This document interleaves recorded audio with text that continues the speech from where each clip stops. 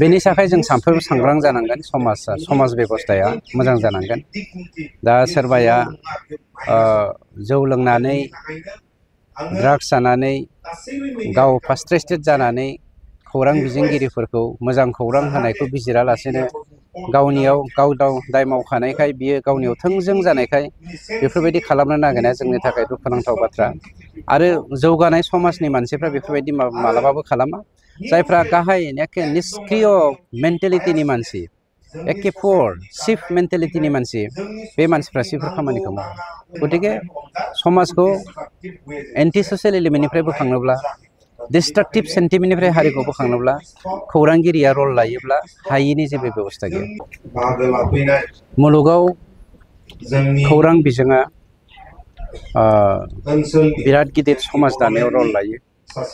जोंनि समाज फोसाबनाय, जोंनि राव हारिमु थुनलाइ जौगानाय, जोंनि धोरोम फोसाबनाय आरो मोनसे हारिखौ गोजौ मानदान्दायाव बोखांनो जोङो खौरां बिजोंखौनो जोङो बेस्ट वे होननानै पृथिबिनि मानसिफ्राबो दिनै गनायना लादों। आरो जोंनि बर' समाजावबो जदिअ फिसा फिसा पर्टेलखौ जोंनि बिटिसि हालामावहाय बेखेवनाय जादों, जेरै बर'लेण्ड बुब्लि, बर'लेण्ड रादाब, आरो नै दा टाइम्स नाव बर'लेण्ड आरो गोबां बिदि दङ। जोंनाव माने गोबाङा हयथ' थैलांदों, गोबाङा नेरसिनानै दङ आरो गोबाङा हयथ' बिदिनो थांलाय फैलाय जाबाय थागोन। खिन्थु मोनसे सांग्रांथि रिभलुसन फैदों जे बै खौरां बिजोंनि गेजेरजों हारिखौ गेरेमसा महर होनोब्ला जोङो बयनिख्रुइ साबसिन रल लानांगोन। बेखौ दिनै बर' समाजा बुजिनो हादों। आरो टाइम्स नाव बर'लेण्डनि दा जि 5थि गायसन सान, बे गायसन साननि गेजेरजों नोंथांमोननि मिडियानि गेजेरजों आं बेखौनो बुंनो नागिरगोन, जोङो हारिया मानसिफ्रा होनो जोंनि बर' हारिखौ सोबख'दों, गादबदों, नासयदों। जोंनि बे सोबख'नाय गादबनाय नासयनायखौ जोङो माबोरै सोबख'जादों, माबोरै नासयजादों, माबोरै गादबजादों, बेनिफ्राय जोङो माबोरै संरैखा मोननो हागोन, माबोरै रैखाथि मोननो हागोन, बेनि लामाखौ नागिरनोबा जोङो खौरां बिजोंसो नागिरनांगोन।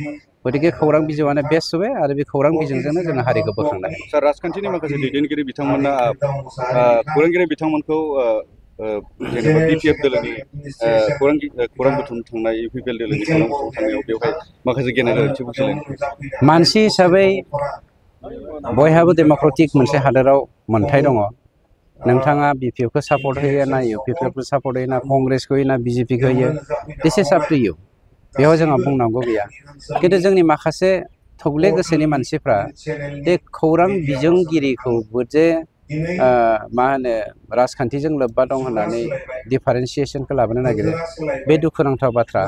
आरो जोंनाव माखासे खौरां बिजोंगिरिफोरबो दंमारो, गैया नङा। बेयो पक्षपाती खालामो।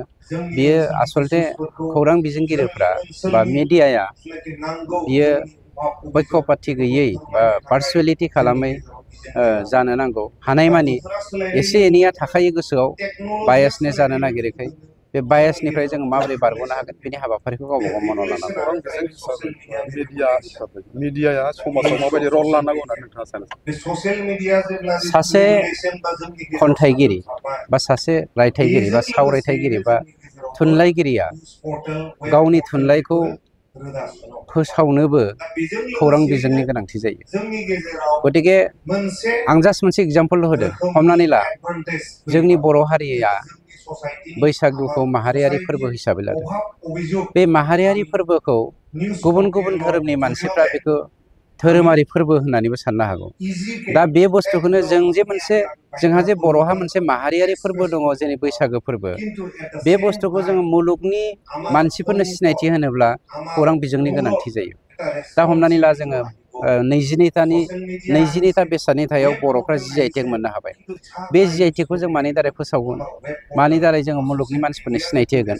बेखायनो खौरां बिजोङा मोनसे हारिनि थैनाय थांनायखौ रल लायो।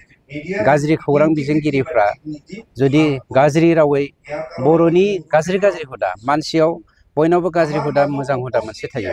बेखौ जोङो बिजिरलायनायनि गेजेरजों फोसावनांगोन। दा माखासे जोंनिया फेक, नंखाय जायखौ आसामिसाव हालदिया हांबादिक होननानै बुङो। नंखाय नंखाय राव फोसावनानै हारिखौ माने गुरलाय गुरजाय खालामनो नागिरो। बिदिखौ जों खौरांगिरियाव दोननो हाया।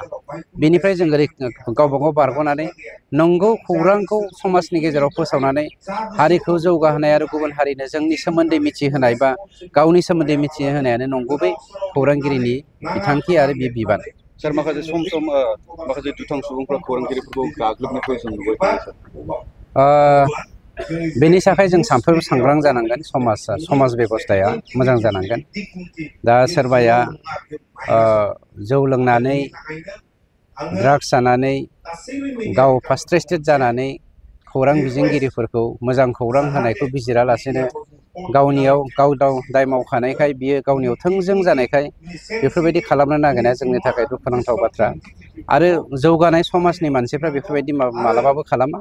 जायफ्रा गाहाय एखे निष्क्रिय मेन्टेलिटिनि मानसि, एखे पुअर चिफ मेन्टेलिटिनि मानसि, बे मानसिफ्रासो बेफोर खामानिखौ मावो।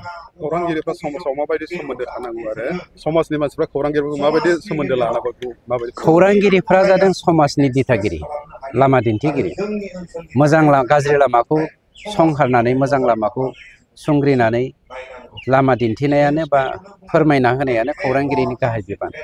गतिके रेसपन्सिबिलिटि, रल एन्ड रेसपन्सिबिलिटिया खौरांगिरिफोरना बहुद जौगानाय।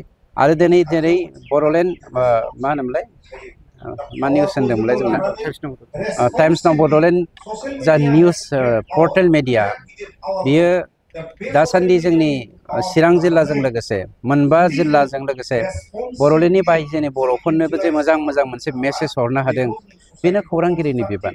गतिके समाजखौ एन्टि ससियेल एलिमेन्टनिफ्राय बोखांनोब्ला, डिस्ट्राक्टिभ सेन्टिमेन्टनिफ्राय हारिखौ बोखांनोब्ला खौरांगिरिया रल लायोब्ला हायिनि जेबो बेबस्था गैया।